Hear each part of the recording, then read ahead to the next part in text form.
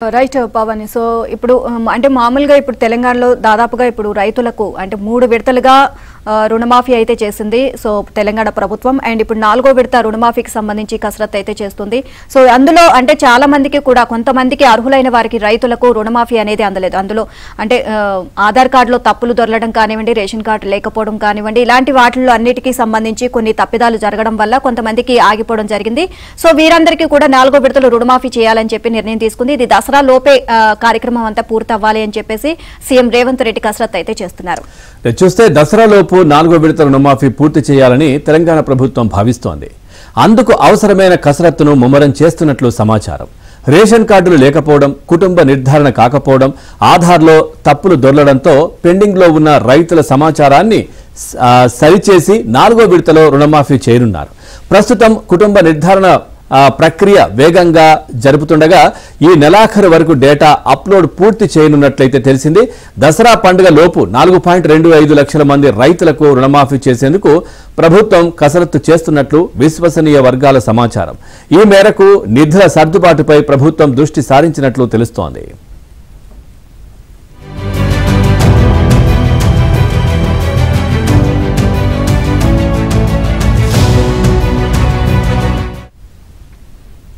August నాటికి తెలంగాణ ప్రభుత్వం సుమారు 22 లక్షల మంది రైతులకు 17,934 కోట్ల రుణమాఫీ చేసింది.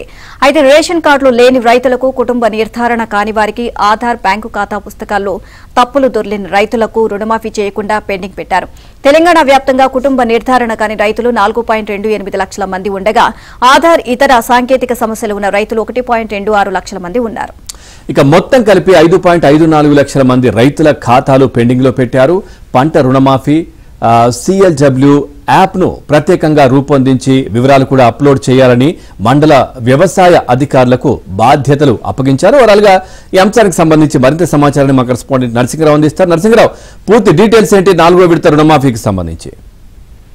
ఇప్పటికే 3 విడతల్లో ప్రభుత్వము రుణమాఫీ చేసింది. దాదాపుగా 17,934 కోట్లను రుణమాఫీ చేసింది. దాదాపు ఇందులో 23 లక్షల మంది రైతులు ఇందులో లబ్ధి పొందారు.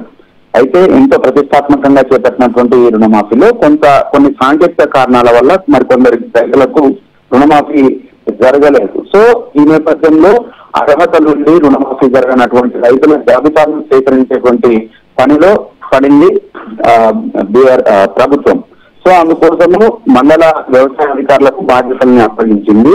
ప్రత్యేకంగా యాప్ను కూడా సిద్ధం చేసింది. సో అలాంటి అర్హతలుండి ముఖ్యంగా రేషన్ కార్డులు లేనటువంటి వాళ్ళు, బ్యాంక్ అకౌంట్ లో తప్పులు ఉన్నటువంటి వాళ్ళు, ఆధార్ కార్డులో తప్పులు ఉన్నటువంటి వాళ్ళు, కుటుంబ నిర్ధారణ జరగనటువంటి వాళ్ళు, సో ఇవన్నీ కూడా సరిచేసి అప్లోడ్ చేయాలని వ్యవసాయ శాఖ అధికారులకు ఆదేశించింది ప్రభుత్వం. ఈ నేపథ్యంలో